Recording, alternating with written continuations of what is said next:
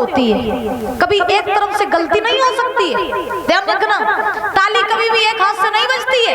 ताली जब भी बजाओगे तो दोनों हाथ लगाने पड़ेंगे, दोनों हाथों से बजानी पड़ेगी। इसीलिए गलती जो करता है ना वो महाराज दोनों तरफ से गलतियां होती हैं। पहली गलती द्रौपदी ने कह दिया दुर्योधन से कि अंधे बाप की अंधी औलाद हुई, पहली गलती। तो जब द्रौपदी ने दुर्योधन से कहा कि अंधे बाप की अंधी औलाद हुई, पहली बात द्रौपदी को ऐसा कहना नहीं चाहिए था। पहली बात द्रौपदी ऐसे बोलती नहीं, चलो ठीक है बोल भी दिया था। और अगर दुर्योधन ही समझदार होता और अगर अपनी बुद्धि से नेको अगर कम ले ले तो दुर्योधन तो सोच करके ये बात टाल देता, कोई बात नहीं भाभी है, माँ समान भाभी है, अगर कह भी दिया तो छोड़ दो, जाने दो। लेकिन ऐसा नहीं था। अगर द्रौपदी ने दुर्योधन से एक बात कही तो दुर्योधन अब संकल्प लेके चला गया कि 20 सभा में तुझे नगिन करेंगे। अब बताओ ऐसे घरों में फूटन पड़ने लगी कि नहीं पड़ने लगी? दादा, घरों में फूटन पड़ने लगी कि नहीं पड़ने लगी? अगर दुर्योधन चाहता तो द्रौपदी की उस बात को छोड़ भी सकता था, लेकिन दुर्योधन ने ऐसा नहीं किया। क्यों?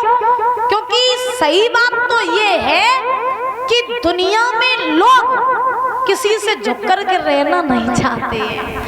अगर कोई एक शेर है तो सवाओ शेर बन के तो रहे हैं। अगर काऊ में 1% ताकत है तो तुम में 10% तो हो भाई। यानी कहने का अभिप्राय ये है कि दुनिया में आजकल कोई झुकना तो चाहता ही नहीं है। और ध्यान रखना, जब तक रिश्तों के बीच में आप झुकना नहीं सीखोगे तब तक रिश्ते कभी आपके बन नहीं सकते। ये बात मेरी गांठ बांध लेना मैया, जब तक रिश्तों में झुकना नहीं सीख पाओगे तब तक रिश्ते कभी भी कामयाब नहीं होंगे। कहा जाता है अगर रिश्ता जरूरी है, ध्यान से सुन लेना, अगर रिश्ता जरूरी है तो बात को छोड़ दो, और बात जरूरी है तो रिश्ते को छोड़ दो। ये होना चाहिए। अगर रिश्ता आपको ज्यादा ही प्यारा है और आपसे किसी ने कह दिया कि भैया तुम जाए सबसे ज्यादा चाहो तो वही तुम्हारी बुराई कर रहे हो है, तो तुमने सुनी तो है नहीं अपने कानों से बुराई कर रहे हो कि नहीं कर रहे हो, लेकिन लोगों की बातों में आकर के तुमने अपने रिश्ते को खराब कर लिया। और ध्यान रखना, निर्णय तभी लेना चाहिए जब कानों से सुन लो, आंखों से देख लो, तभी निर्णय को लो।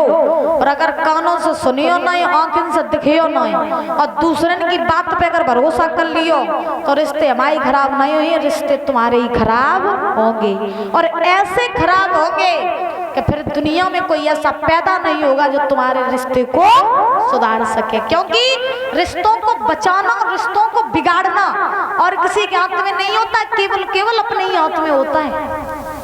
ध्यान रख लेना मेरी बात को।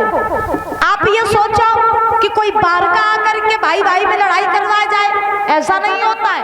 आप ये सोचो कि भाई भाई के अगर घर में लड़ाई है, देवरानी जेठानी के घर में लड़ाई है, सास बहू की घर में लड़ाई है, तो आप जब सोचो कि कोई पड़ोसन आए कि लड़ाई को सुलझाए देवे, कोई नहीं सुलझाइए। क्यों? क्योंकि दुनिया आपके दुख में रोने के लिए नहीं बैठी, दुनिया आपके दुखों का मजाक बनाने के लिए बैठी है।